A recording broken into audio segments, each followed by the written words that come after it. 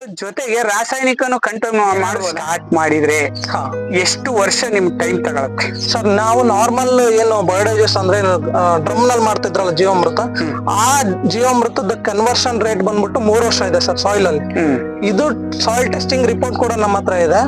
1 ವರ್ಷಕ್ಕೆ ನಿಮ್ಮ ಮಣ್ಣಿನ ಬದಲಾವಣೆ ಕಾಣಿಸುತ್ತೆ ಜೀವಾಮೃತ ಯೂಸ್ ಮಾಡೋದ್ರಿಂದ. ಅದರಲ್ಲೂ ಅನೈರೋಬಿಕ್ ಕಂಡೀಷನ್ ಅಲ್ಲಿ ನಡೆಯುತ್ತಲ್ಲ ಇದು, ಜಸ್ಟ್ 1 ವರ್ಷದಲ್ಲಿ ನಿಮ್ಮ ಮಣ್ಣಿನ ಫಲವತ್ತತೆ ಇನ್ಕ್ರೀಸ್ ಆಗುತ್ತೆ. ಅಂದ್ರೆ ಆರ್ಗ್ಯಾನಿಕ್ ಕಾರ್ಬನ್ ಅಂತ. ನೇರ ಪ್ರಶ್ನೆ ಏನು ಅಂತಂದ್ರೆ, ಇದು ರೈತರ ಪ್ರಶ್ನೆನೂ ಆಗಿತ್ತು. ಓಕೆ, ಜೀವಾಮೃತದ ಜೊತೆಗೆ ಅಂದ್ರೆ ಈಗ 100% ರಾಸಾಯನಿಕ ಮಾಡ್ತಾ ಇದೀನಿ, ಜೀವಾಮೃತ ಮಾಡ್ತಾ ಇದೀನಿ.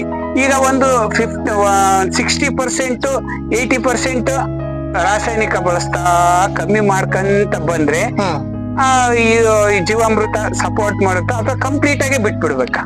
ಮಣ್ಣಿನಲ್ಲಿ ಆಲ್ರೆಡಿ NPK ಮತ್ತು ಮೈಕ್ರೋ ನ್ಯೂಟ್ರಿಯೆಂಟ್ಸ್ ಎಲ್ಲಾ ಅಂಶನು ಮಣ್ಣಿನಲ್ಲಿ ಇರ್ತದೆ ಸರ್. ಅದನ್ನ ಗಿಡಗಳಿಗೆ ನೇರವಾಗಿ ತಗೊಳ್ಲಿಕ್ಕೆ ಕಷ್ಟ ಆಗ್ತಿರುತ್ತೆ. ಅಂದ್ರೆ ಅನ್ಅವೈಲೇಬಲ್ ಫಾರ್ಮ್ ಅಲ್ಲಿ ಎಲ್ಲಾ ಅಂಶನು ಮಣ್ಣಿನಲ್ಲಿ ಇರ್ತದೆ. ಅದನ್ನ ತಲುಪಿಸೋ ಕೆಲಸ ಈ ರಾಸಾಯನಿಕ ಗೊಬ್ಬರಗಳು ಮಾಡ್ತಿದ್ವಿ. ಇನ್ನೊಂದು ಪ್ರಶ್ನೆ, ಈಗ ರಾಸಾಯನಿಕ ಮಾಡ್ಬಿಟ್ಟಿರ್ತಾರೆ ಕೃಷಿ. ಈಗ ರಾಸಾಯನ ನಿಮ್ ಏಕ್ದಮ್ ಜೀವಾಮೃತ ಅಂದ ತಕ್ಷಣನೇ ಈಗ ನಿಮ್ ಜೀವಾಮೃತ ಜೊತೆಗೆ ರಾಸಾಯನಿಕನು ಕಂಟ್ರೋಲ್ ಮಾಡ್ಬೋದಾ ಸರ್? ಇನ್ನೊಂದು ಅದಕ್ಕೆ ಒಳ್ಳೆ ಪ್ರಶ್ನೆ ಸರ್. ಈ ಜೀವಾಮೃತ ನಾವ್ ಏನೇ ಹಾಕಿದ್ರು ಕೂಡ 7 ದಿವಸ ಯಾವುದೇ ಆಗಿರ್ಬೋದು ಕೆಮಿಕಲ್ ನ ನೀವು ಯೂಸ್ ಮಾಡೋಂಗಿರಲ್ಲ. ಸೊ ಮಿಶ್ರಣ ಮಾಡಿ ಹಾಕೋದ್ರ ಬದಲು ನೀವು ಉದಾಹರಣೆ 1 ಎಕರೆ ಇತ್ತು ಅಂತಂದ್ರೆ ಮೊದ್ಲಿಗೆ ನೀವು 1 ಎಕರೆಗೆ ಅಷ್ಟಕ್ಕೂ ಜೀವಾಮೃತ ಹಾಕಿ ನಾನು ಏನು ಗೊಬ್ಬರ ಹಾಕಲ್ಲ ಅಂತ ಕೂತ್ಕೋಬೇಡ್ರಿ. ಯಾಕೆ ಈ ಪ್ರಶ್ನೆ ಹೇಳ್ತೀನಿ ಅಂತಂದ್ರೆ, ನಾನೇ ಉದಾಹರಣೆ ಅನ್ಕೊಳ್ರಿ.